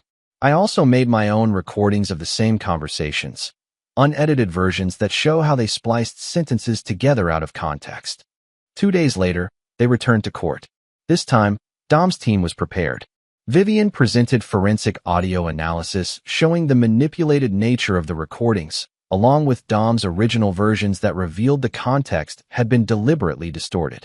"Your Honor, this represents a deliberate attempt to mislead the court," Vivian concluded. "We have expert testimony ready to authenticate our versions and demonstrate the manipulation of the petitioner's exhibits." Judge Harmon's expression darkened as he reviewed the evidence. "Mr. Chamberlain, were you aware these recordings had been edited in this manner?" Elliot Chamberlain, caught off guard, glanced at Vanessa before responding carefully. "Your Honor, my client provided these recordings as she received them. If there are discrepancies, we will certainly investigate." "I suggest you do so immediately," Judge Harmon replied coldly. "This court takes a dim view of manipulated evidence. We'll recess until Monday, at which time I expect a full explanation." As they left the courtroom, Vanessa confronted Jackson in a furious whisper. "How could this happen? You said those recordings were perfect." "They were," Jackson insisted, though uncertainty flickered in his eyes. "Someone must have tampered with them after we submitted them. Or maybe," Dom's voice came from behind them, causing both to turn in surprise, "you underestimated what I would document once I became suspicious of my wife's behavior." Before either could respond, Dom walked past them to where Monty waited by the elevator. That evening, Vanessa received devastating news from 3 different directions. First, Elliot Chamberlain called to withdraw as her counsel, citing irreconcilable differences regarding case strategy. Second, her father summoned her to his home to inform her he could no longer fund her divorce battle. "What do you mean you can't fund it?" Vanessa demanded. "This was your idea as much as mine." Harrison looked suddenly older, defeated. "Things have changed. The Porter Group is on the verge of collapse. I've had to make arrangements that preclude continuing this fight." "What arrangements?" Vanessa asked suspiciously. "That's not your concern. What matters is I'm cutting off financial support for your divorce strategy, effective immediately." Harrison wouldn't meet her eyes. "And I've spoken with Judge Harmon. I've clarified certain misunderstandings about your husband's character." Vanessa stared at her father in disbelief. "You're siding with Dom? After everything?" "I'm saving what's left of our family's legacy," Harrison replied sharply. "Something you might consider before continuing down this path with Jackson Thorne." The third blow came when Vanessa returned to the glass house to find Jackson packing a suitcase. "What are you doing?" she demanded. "Tactical retreat," he replied tersely. "My offshore accounts are still frozen. I've received warnings from contacts that federal investigators are asking questions about my financial history. I need to disappear for a while." "You're leaving? Now?" Vanessa couldn't believe what she was hearing. "What about our plan? What about the divorce settlement?" Jackson's handsome facade cracked, revealing something colder beneath. "The plan is compromised. Your husband is not the easy mark we anticipated. I need to protect myself." "Protect yourself?" Vanessa repeated flatly. "What about me? You're a porter. You'll land on your feet." Jackson zipped his suitcase closed. "Or not. Either way, I've stayed too long already. You can't just walk away. We had an agreement." Vanessa's voice rose in panic and anger. "An agreement based on false assumptions," Jackson countered. Your husband was supposed to be a pushover, a self-made nobody desperate to maintain his position in your social world. Instead, he's systematically dismantling everything we built. That's not what I signed up for. As their argument escalated, neither noticed Dom's surveillance device still recording their conversation. Meanwhile, Dom was implementing the next phase of his strategy, which he called pressure points. Meeting with Natalie in his Belltown apartment, he reviewed the latest intelligence. Jackson's getting desperate, Natalie reported. He's tried to access his frozen accounts through 3 different proxies in the past 24 hours. He's booked a flight to Mexico City for tomorrow morning under the name James Thompson. Let him run, Dom decided. But make sure our friends at the Financial Crimes Unit have his new alias and destination. Already done. What about Vanessa? Dom considered the question. She needs to understand who she really allied herself with. Send her the photographs of Jackson with Catherine Westfield last week. Those were from before their argument, Natalie pointed out. They don't prove he was planning to leave her. She doesn't know that, Dom replied. The timing creates a narrative that fits what she already suspects, that Jackson was setting up his next target while using her.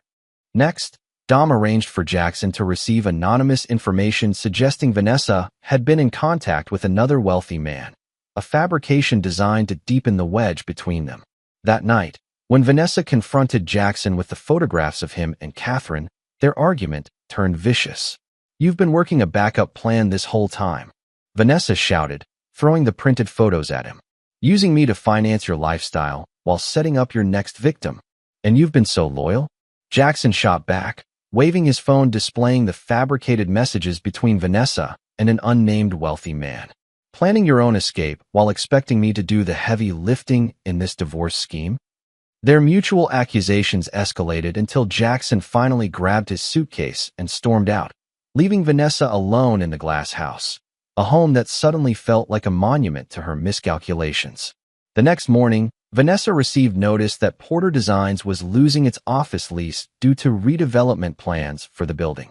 When she frantically called commercial real estate agents to find new space, she encountered mysterious resistance. Spaces that were supposedly available suddenly became just leased when she identified herself. Her remaining clients began calling, expressing concerns about project timelines and requesting meetings to re-evaluate engagement terms. By afternoon, Vanessa was desperate enough to call the one person she had sworn never to ask for help, Dom. To her surprise, he agreed to meet her at a neutral location, a quiet cafe in a neighborhood neither of them frequented. When she arrived, Dom was already seated in a corner booth, looking annoyingly composed. He stood politely as she approached, then resumed his seat without speaking. Thank you for meeting me, Vanessa began stiffly. Of course. Dom's tone was professional, neither warm nor cold. What can I do for you? Vanessa struggled to find words. Pride warred with desperation. Everything is falling apart, she finally admitted. My business, my father's company, my divorce strategy. Yes, Dom agreed simply. Is this all you're doing? She demanded, a flash of her old fire returning. Dom considered the question. I'd say it's the natural consequence of choices made by multiple parties. Your choices, Jackson's choices, your father's choices, and your choice to systematically destroy everything I've built. No, Dom corrected. My choice to reveal the truth about what was built on deception. There's a difference. What do you want? Vanessa asked directly. To humiliate me? To bankrupt me? To destroy the Porter name? I want justice, Dom replied calmly. Not revenge. Just appropriate consequences for actions taken.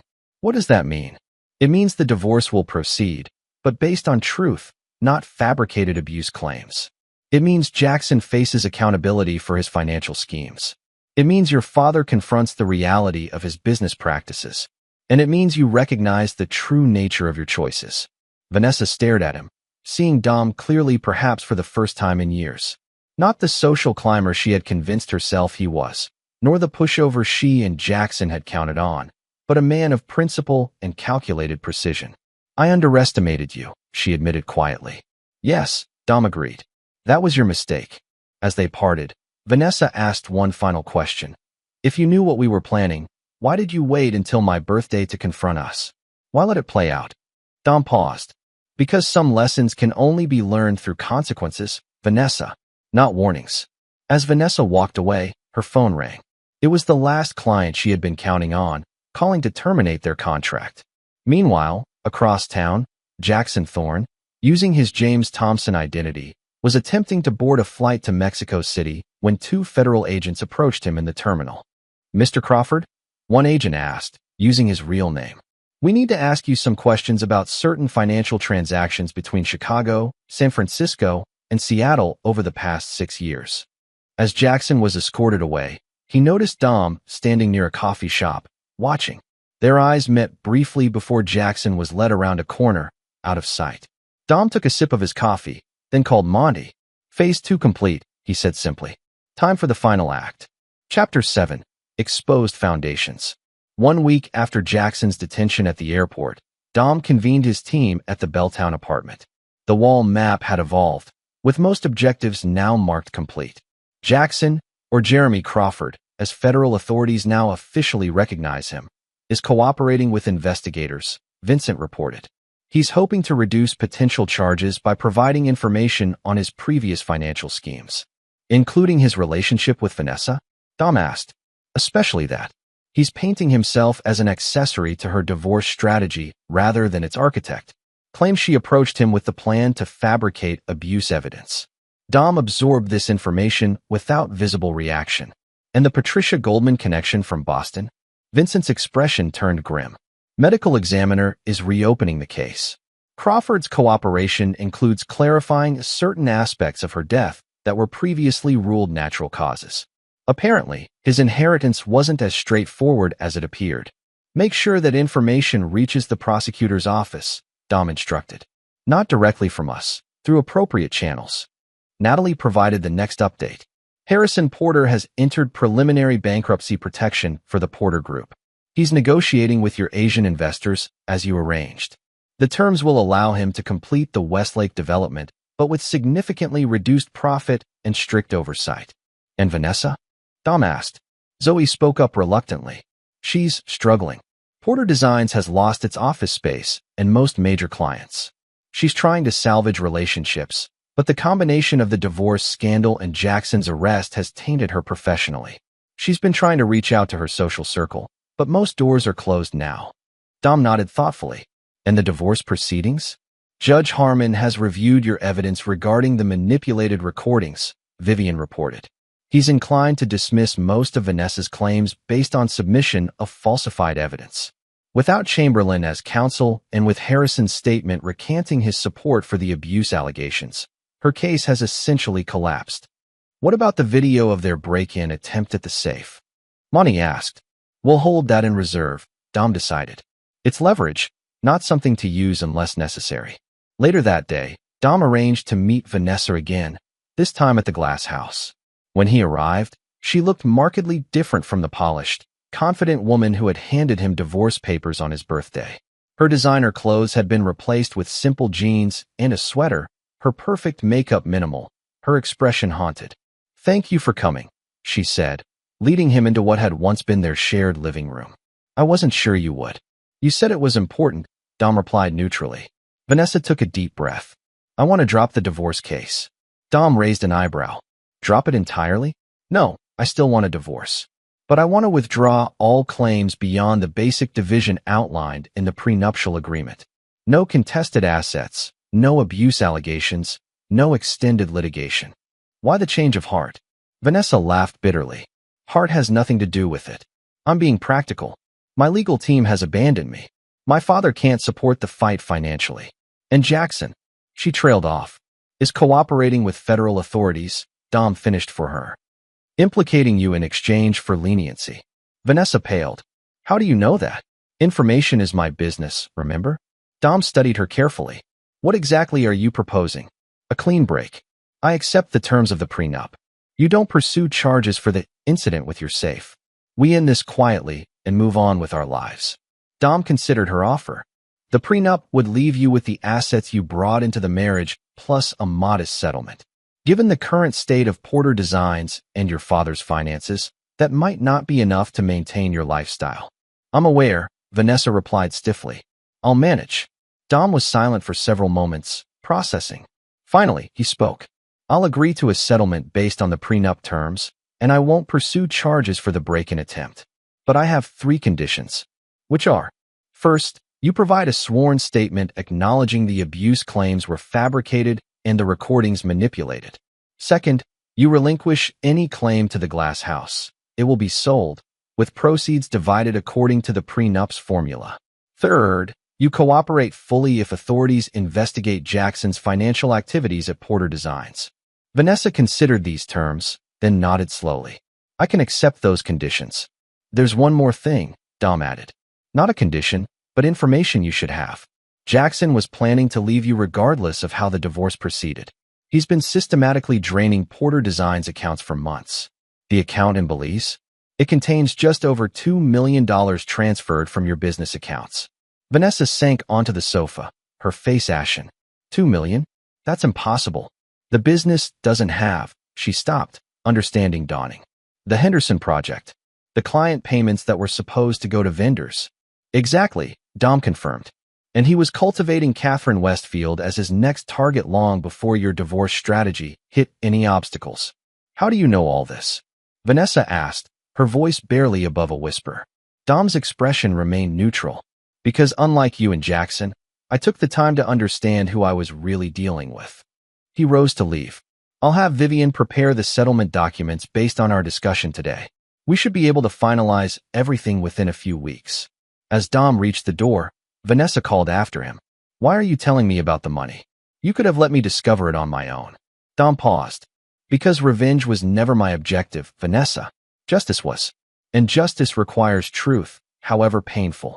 After Dom left, Vanessa sat alone in the glass house, surrounded by the beautiful objects and perfect design that had once defined her life. She picked up her phone and began making calls, first to the FBI agents investigating Jackson, then to her remaining clients to explain the situation honestly. For perhaps the first time in her adult life, Vanessa Porter was choosing truth over appearance. Meanwhile, Dom returned to his Belltown apartment to find Bianca waiting for him.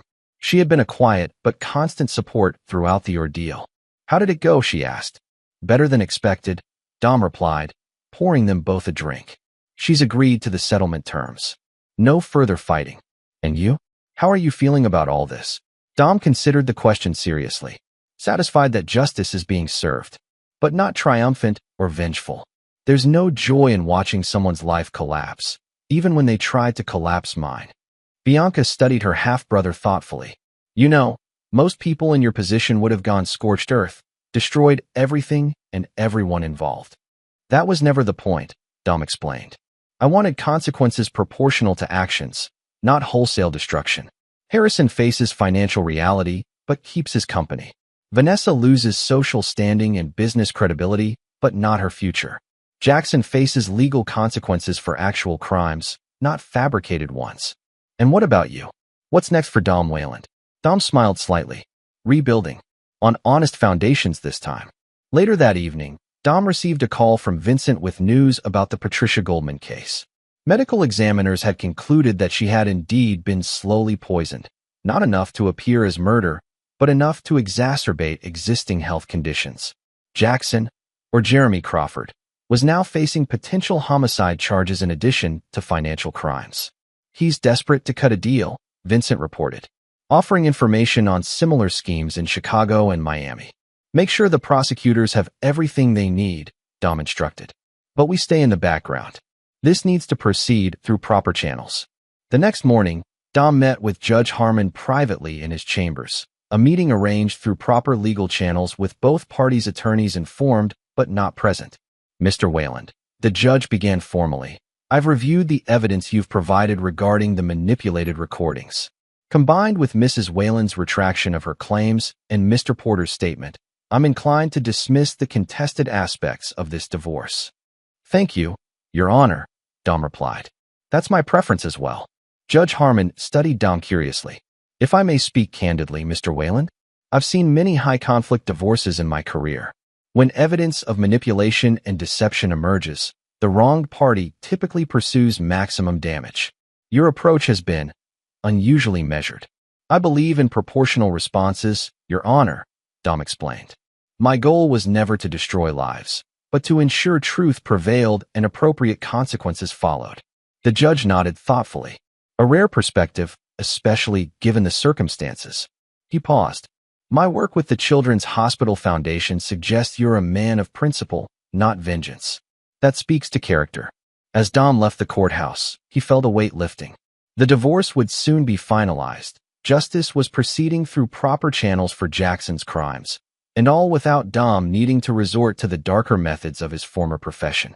That evening, he received an unexpected visitor at his Belltown apartment, Layla Jenkins, Vanessa's former assistant.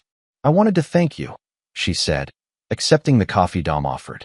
Porter Designs is being restructured. Vanessa has offered me a partnership role to help rebuild the firm from the ground up. It's not what I expected. Vanessa's making better choices, Dom observed. Good for both of you. She told me what happened, everything. The fabricated abuse claims, Jackson's theft, all of it. Layla looked at Dom directly. She also said you could have destroyed her completely, but chose not to. What? Dom considered his answer carefully. Everyone deserves the chance to rebuild after making mistakes, even catastrophic ones. The point was justice and truth, not annihilation. Well, whatever your reasons, thank you. Some of us have worked for Porter Designs for years. If it had collapsed entirely. After Layla left, Dom received a call from Monty. Federal agents picked up Jackson's former associate in Miami, Monty reported. They're unraveling his entire operation based on the evidence trail you helped establish. Looks like we weren't his first targets, but will definitely be his last. Good, Dom replied simply. Time to close this chapter. Chapter 8, Reconstruction. 3 months after the confrontation at the Glass House, Dom stood in the empty space that would soon become the new headquarters of Wayland Solutions. Located in a renovated warehouse in Seattle's Georgetown district, the building reflected Dom's evolving vision. Solid, unpretentious, but with unexpected elegance in its details. The contractors can start next week, Monty said, reviewing plans on his tablet. Security systems are already being installed. We should be operational within 2 months. Dom nodded approvingly. Perfect timing with the Tokyo expansion launching. The past quarter had been transformative for Wayland Solutions. With Dom's full focus restored to the business, they had secured major new contracts and expanded their international presence. The company was growing in a direction that felt authentic to Dom's vision rather than influenced by Vanessa's social aspirations. Bianca called, Monty mentioned casually. Said Walt's firm is handling the final liquidation of the Glass House assets. Closing scheduled for next week. Dom nodded, feeling a strange mix of emotions. The Glass House had represented both his greatest aspiration and his greatest deception, trying to be someone he wasn't to fit into Vanessa's world. Its sale marked the end of that chapter. Any word on Vanessa? Monty asked. Operating Porter Designs from a small office downtown, Dom replied. Focusing on commercial projects rather than high-end residential. Apparently, she's developing a reputation for honest business practices. No small feat given recent events. Monty raised an eyebrow. You're keeping tabs on her? Information is still my business, Dom replied with a slight smile. Besides, we exist in the same city. Better to know than not know. Later that day, Dom met with Natalie at a coffee shop near the new office space. Since the divorce, she had transitioned from temporary ally to valued consultant for Wayland Solutions, helping strengthen their digital security practices. The Jackson Crawford case is proceeding, she reported, sliding her laptop around to show Dom a news article. Prosecutors have evidence linking him to financial fraud in 4 cities, plus the Patricia Goldman case. He's facing 20 years minimum. Good, Dom said simply. And the money he took from Porter Designs? About 70% recovered from the Belize account. The rest was spent or hidden somewhere even I can't trace. Natalie sipped her coffee. Which brings me to my next point. I've been thinking about your offer to join Wayland Solutions permanently. And I'm in, but with conditions. I want to build a digital forensics division, not just support existing operations. There's a market niche for recovering funds from exactly the kind of schemes Crawford ran. Dom smiled. Already in the business plan. I'll have contracts sent over tomorrow. That evening, Dom had dinner with Tamara Winter at a quiet restaurant overlooking Elliott Bay. Their friendship had deepened during the divorce proceedings, evolving into something with potential for more. So the new office is really happening, Tamara said, genuinely pleased. From what you've described, It sounds perfect for the company you're building. It feels right, Dom agreed. Authentic in a way the previous iteration never quite did. Tamara studied him thoughtfully. You seem different, Dom. More aligned with yourself. Dom considered this. The divorce was clarifying in many ways. It stripped away pretenses, both those Vanessa created and those I accepted. Do you regret how you handled it? You could have been much harsher. No, Dom said firmly. Proportional justice was always the objective.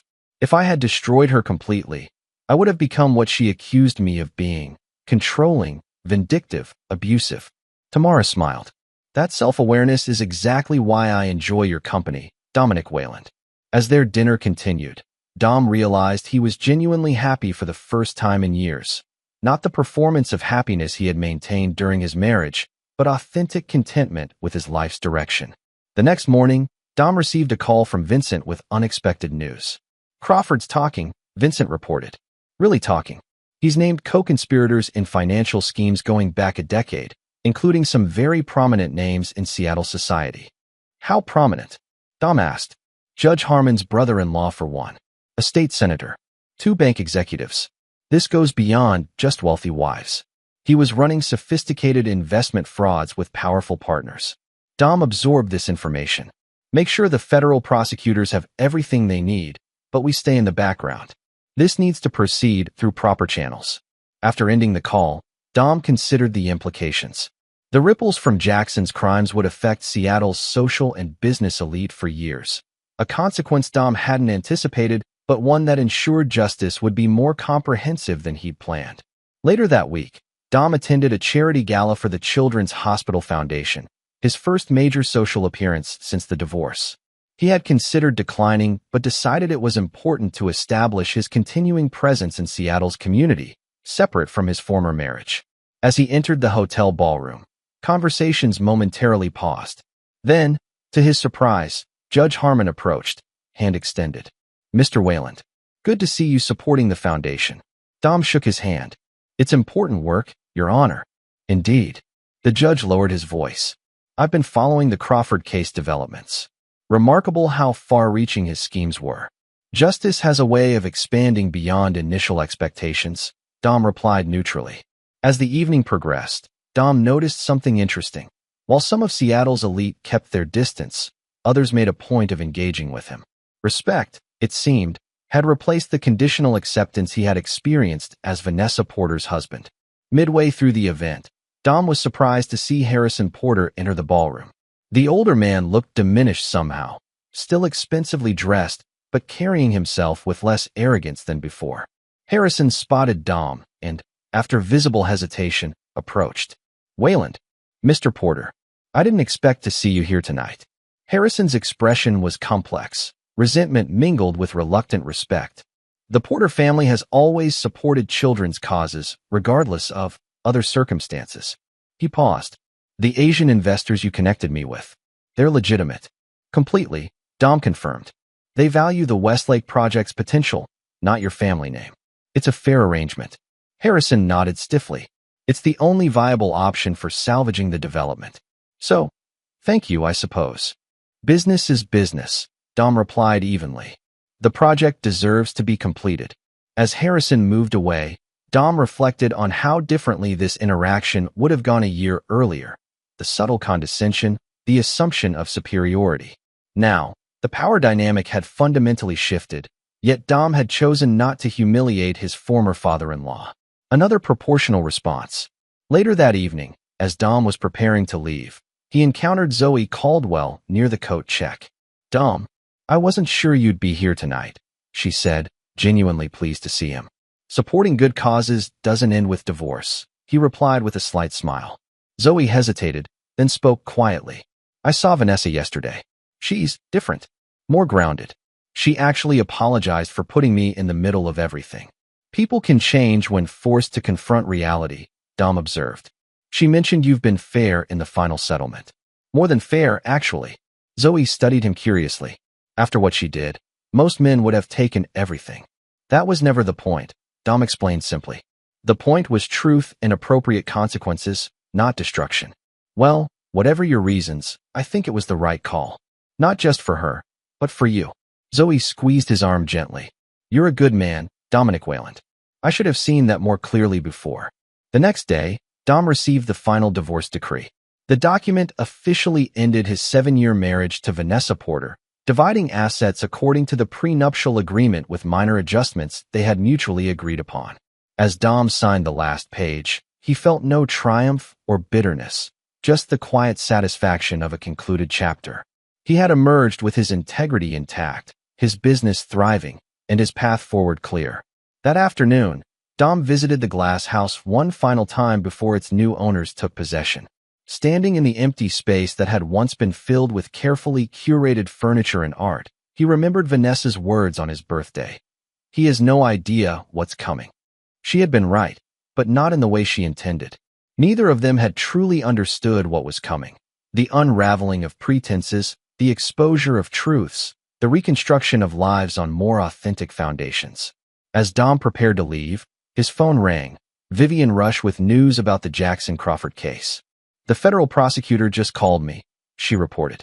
"Crawford tried to implicate Vanessa in his financial schemes, but the evidence didn't support it. She appears to have been genuinely unaware of the extent of his theft." "That matches our intelligence," Dom confirmed. "She was complicit in the divorce strategy, but not the financial fraud. The prosecutor wanted me to tell you that your evidence packets were instrumental in building their case. Crawford is looking at a minimum of 25 years when all charges are finalized." After ending the call, Dom took one last look around the glass house. Then he locked the door, left the keys in the realtor's lockbox, and walked to his car without looking back. That evening, Dom hosted a small gathering at his temporary apartment. Monty, Natalie, Vincent, Bianca, and her husband Walt, Tamara, and even Zoe. They celebrated not just the conclusion of the divorce, but the beginning of Dom's reconstructed life. As conversations flowed around him, Dom stepped onto the balcony for a moment of reflection. Seattle spread below him, the city where he had experienced both his greatest deception and his most authentic restoration. Tamara joined him, offering a glass of whiskey. "Penny for your thoughts?" "Just appreciating the view," Dom replied, "and the fact that endings often create space for better beginnings." "Speaking of beginnings," Tamara said carefully, "now that everything's finalized, would you be interested in dinner next weekend? Just the two of us, without divorce proceedings as a backdrop." Dom smiled, the expression reaching his eyes in a way it rarely had during his marriage. "I'd like that very much." Inside, Monty raised his glass, calling for attention. "To Dom Wayland, the man who taught Seattle's elite a valuable lesson about underestimation." As glasses clinked and laughter filled the room, Dom realized he felt truly at home for the first time in years. Not in a beautiful glass house built to impress others, but in a simple apartment surrounded by people who saw and accepted him for who he truly was. The reconstruction of his life was well underway, built on foundations of truth that no deception could shake. Chapter 9. The Architect Unveiled. 1 year after the divorce was finalized, Dom stood at the entrance of Wayland Solutions' new headquarters, welcoming guests to the official opening reception. The renovated warehouse had been transformed into an impressive space that balanced security with accessibility, strength with sophistication, much like Dom himself. "Not bad for a kid from South Boston," Monty commented, surveying the crowd of clients, partners, and Seattle business leaders mingling in the atrium. Dom smiled. "Amazing what you can build when you're not trying to be someone else." The past year had been transformative for Wayland Solutions. With Dom's full attention and authentic vision, the company had expanded its services beyond traditional security consulting into specialized areas like digital asset protection, financial fraud recovery, and corporate intelligence, all built on Dom's core philosophy of problem prevention. The Tokyo expansion was exceeding projections, and Natalie's digital forensics division had already recovered millions for clients victimized by schemes similar to Jackson Crawford's. As Dom greeted guests, he noticed many faces that would have been unwelcoming a year earlier. Members of Seattle's business elite who had previously viewed him as merely Vanessa Porter's husband. Now they approached with genuine respect, eager to discuss potential partnerships or services. Midway through the reception, Dom was surprised to see Judge Harmon enter, accompanied by the hospital administrator from the Children's Hospital Foundation. "Mr. Wayland," the judge greeted him warmly. "Impressive operation you've built here. Thank you, Your Honor. I appreciate you coming. Dr. Matthews here tells me your company's new cybersecurity service for healthcare organizations has been revolutionary for the hospital's data protection. The hospital administrator nodded enthusiastically. Wayland Solutions identified vulnerabilities our previous security audits missed completely. You've likely saved us from a catastrophic data breach. As they chatted, Dom reflected on how different this interaction was from their first meeting in divorce court. Judge Harmon now saw him as a valuable community member and business leader rather than a defendant in a contentious divorce. Later in the evening, Dom found a quiet moment with Bianca, who had been instrumental in helping him rebuild personal connections during the past year. Father would be proud, she said unexpectedly. Dom raised an eyebrow. The man who abandoned us both? I doubt it matters. Bianca shook her head. Not him. Your real father figure. Your mother's brother who took you in after she got sick. The one who taught you about consequences and integrity. Dom smiled slightly. Uncle Frank would appreciate this place. No pretensions, just solid work. And speaking of appreciation, Bianca nodded toward the entrance. Your date has arrived. Dom turned to see Tamara entering, stunning in a simple blue dress. Their relationship had developed naturally over the past year, built on mutual respect, shared values, and genuine affection rather than social calculations. As Dom moved to greet her, he passed a display case containing artifacts from his career. Among them was a framed quote that had guided his response to Vanessa and Jackson's betrayal. The greatest revenge is not one that destroys your enemy, but one that makes them destroy themselves. Tamara followed his gaze to the quote. Still believe that? Dom considered the question. I've refined my thinking. The best resolution isn't revenge at all. It's justice that creates space for everyone to rebuild on better foundations. Including your ex-wife? Tamara asked, genuinely curious. Dom nodded. Including Vanessa. As if summoned by her name, Dom spotted Vanessa entering the reception with Layla Jenkins. He had sent an invitation out of professional courtesy, never expecting she would actually attend. Vanessa had changed in the past year. Her designer clothes were less ostentatious, her manner less performative. Porter Designs had survived, though in a smaller, more focused form specializing in commercial spaces rather than luxury homes. Dom excused himself from Tamara momentarily and approached his ex-wife. Vanessa, I'm surprised you came. She met his gaze directly, something the old Vanessa would have avoided in a situation where she felt disadvantaged. I almost didn't, she admitted. But Layla convinced me it was important. Professional courtesy, she called it. Dom nodded to Layla. Smart advice. An awkward silence fell until Vanessa spoke again. Your company is doing well. I keep seeing Wayland Solutions mentioned in business journals.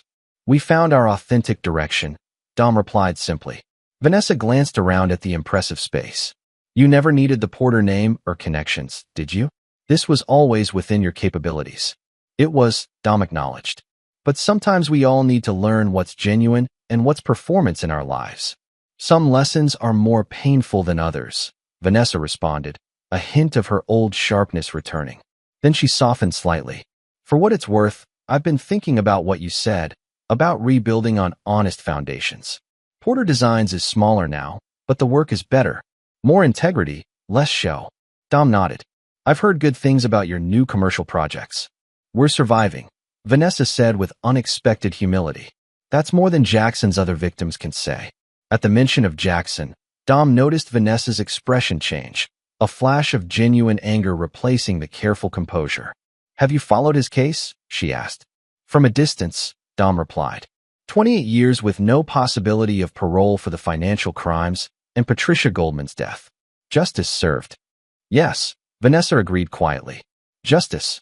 She paused, then added, including for me. I deserve consequences for what I did, Dom. I know that now. But you could have destroyed me completely. You chose not to. Proportional response, Dom explained simply. It was never about destruction. As Vanessa and Layla moved further into the reception, Tamara rejoined Dom. That looked civil. It was, Dom confirmed. She's rebuilding, just like everyone else. And your father-in-law? Former father-in-law, I should say. Harrison Porter is adapting to his new reality. The Porter Group survived, but with external oversight from the Asian investors. His social standing is diminished, but not erased. Another proportional outcome. As the evening progressed, Dom gave a brief address to the gathered guests, thanking them for their support and outlining Wayland Solutions' vision for the future.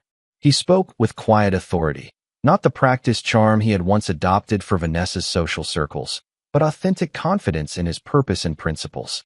After the reception, Dom and Tamara walked along the Seattle waterfront, the lights of the city reflecting in the dark waters of Puget Sound. "You've created something remarkable this past year," Tamara observed.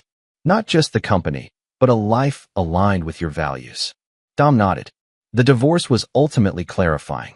It stripped away pretenses I didn't even realize I'd adopted. "In the future? What does the architect have planned now?" Tamara asked, referencing the nickname Dom's team had given his methodical approach to problem-solving. Dom considered the question seriously. "Continuing to build the company, relationships, community connections, but authentically, without compromise or performance." Tamara smiled. "I like that blueprint." As they reached the pier's end, Dom looked back at the Seattle skyline. Somewhere in that sparkling landscape was the glass house, now owned by a tech executive and his family.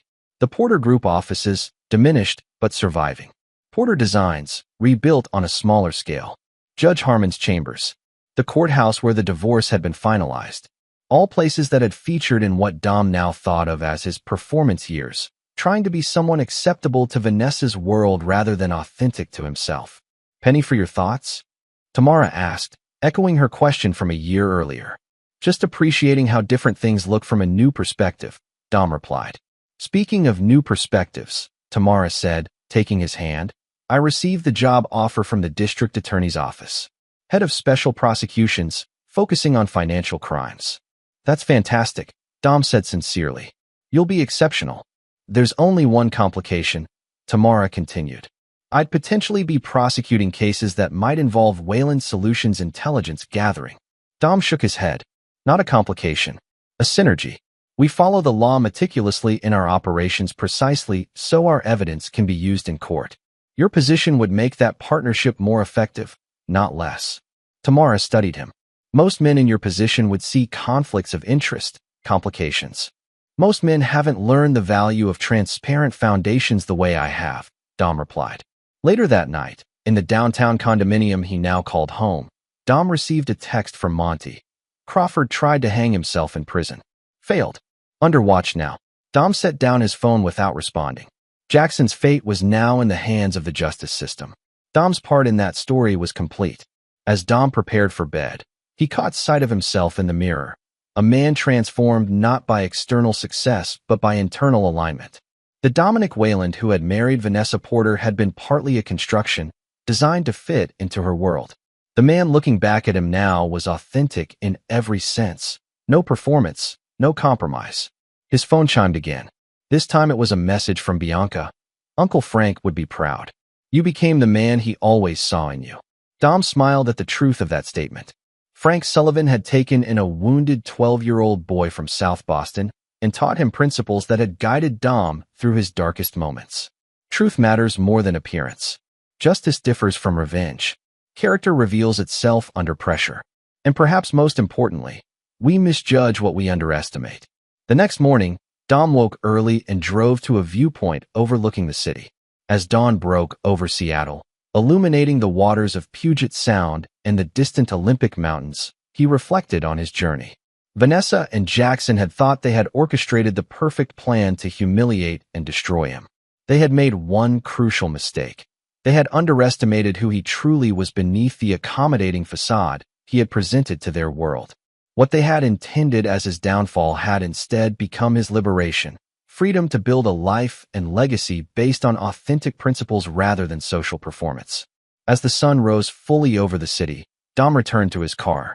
He had meetings scheduled with Wayland Solutions' leadership team, lunch with Tamara to discuss her new position, and dinner with Bianca and her family. A day filled with genuine connections and meaningful work, the architecture of a life rebuilt on foundations that could not be shaken by betrayal or deception. Dom started his car, smiling slightly as he remembered the words he had spoken to Vanessa on his birthday, when she had handed him the divorce papers with such cold satisfaction. "You've made one mistake." Indeed, she had. And that mistake had changed everything. This is where our story comes to an end. Share your thoughts in the comments section. Thanks for your time. If you enjoy this story, please subscribe to this channel. Click on the video you see on the screen, and I will see you there.